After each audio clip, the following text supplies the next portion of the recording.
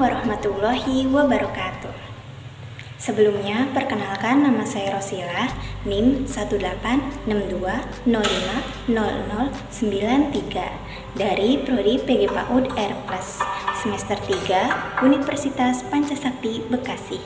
Mata kuliah Bimbingan Konseling dengan dosen pengampu Bapak Reza Lukmanda, MA.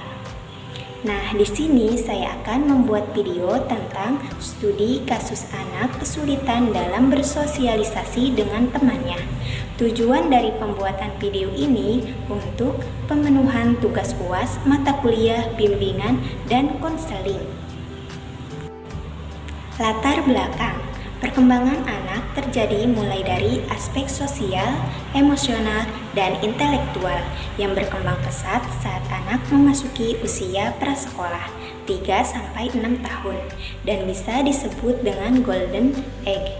Di sekolah, selain melakukan kewajiban belajar, peserta didik juga melakukan interaksi dengan warga sekolah lainnya, seperti guru, sesama peserta didik, dan petugas sekolah. Setiap sekolah pasti mempunyai peserta didik yang mengalami kesulitan, seperti kesulitan penyesuaian diri dengan lingkungan sekolah, kesulitan dalam belajar, serta kesulitan-kesulitan lainnya. Bahkan, lingkungan keluarga dan lingkungan masyarakat ikut menimbulkan masalah bagi peserta didik di sekolah. Kesulitan-kesulitan tersebut dapat menjadi penghambat bagi peserta didik untuk mencapai prestasi yang optimal. Nah, di sini disajikan tentang profil siswa yang dapat saya bacakan terlebih dahulu. Nama inisial MJ, tempat tanggal lahir Karawang 22 Maret 2016, jenis kelamin laki-laki, usianya 6 tahun, agama Islam, alamat Kampung Cikeru, Desa Karyabakti, Kecamatan Batujaya. Saudara kandungnya 2, keadaan sosial ekonomi kurang, bahasa sehari-harinya yaitu bahasa Indonesia, keadaan belajar di rumah kurang. Dan masalahnya saya akan jelaskan di slide selanjutnya. Banyak faktor lain yang menyebabkan siswa melakukan sosialisasi dan penyesuaian diri di sekolah. Bisa dilihat dari faktor internalnya dan faktor eksternalnya. Dan untuk faktor internalnya mungkin bisa dilihat dari faktor psikologi. Faktor siswanya itu sendiri seperti inteligensinya, emosinya, dan untuk faktor eksternalnya itu bisa yang paling dominan dan bisa dilihat dari lingkungan keluarga, masyarakat, dan lingkungan sekolah. Di sini saya akan menjelaskan studi kasus MJ yang kesulitan dalam bersosialisasi dengan temannya. Kasus MJ termasuk anak yang kesulitan berinteraksi sosial dalam mengikuti pembelajaran, yaitu kurang peduli dan lebih suka menyendiri. Sesekali ketika ia mau berinteraksi dengan teman-temannya, namun hanya sebatas teman yang ada di sebelahnya. Sikap MJ ini menunjukkan yakni kurang percaya diri dalam berinteraksi dengan temannya.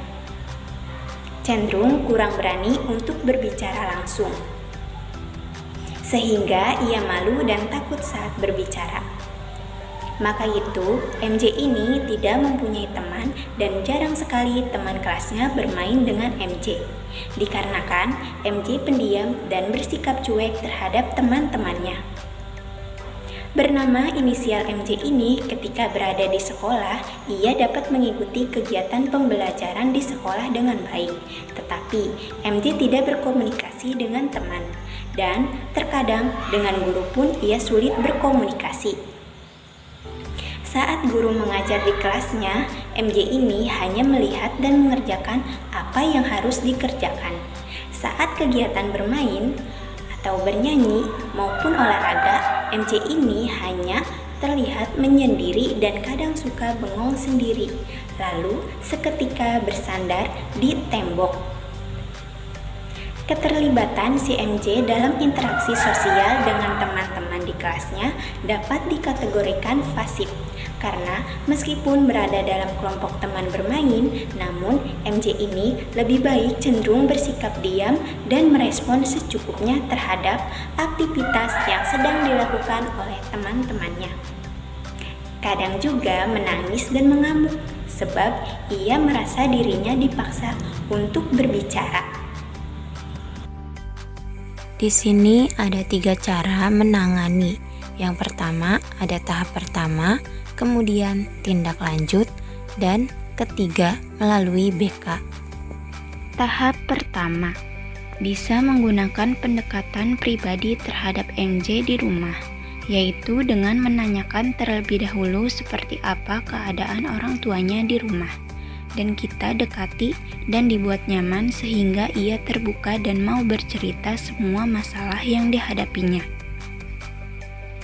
Untuk tindak lanjut masalah ini, orang tua harus lebih memperhatikan MJ agar tidak malu dan takut saat berinteraksi terhadap orang lain.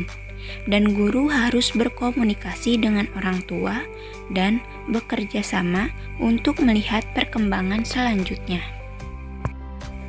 Dan yang ketiga melalui layanan bimbingan konseling. Dan saya jelaskan mengenai wawancara terhadap orang tua dari MJ.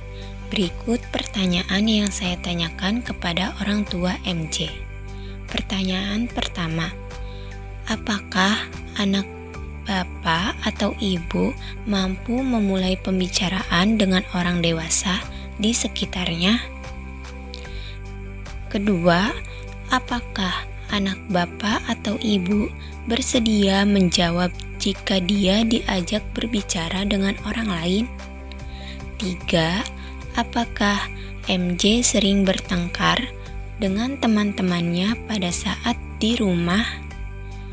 Yang keempat, apakah MJ mampu bergaul dengan teman sebayanya saat di lingkungan rumah?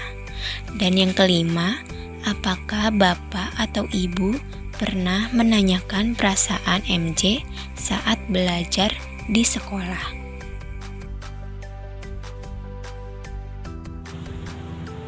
Dari pengamatan subjek kasus di sekolah dan di rumah, subjek kasus ini mulai terlihat tidak menyendiri lagi dan tidak malu untuk bersosialisasi dengan temannya. Subjek kasus terlihat memiliki beberapa teman dan sahabat di kelas. Dan si MJ juga sudah berani menjawab dan juga mengajukan pertanyaan kepada guru serta mau diajak untuk bermain di dalam kelompok.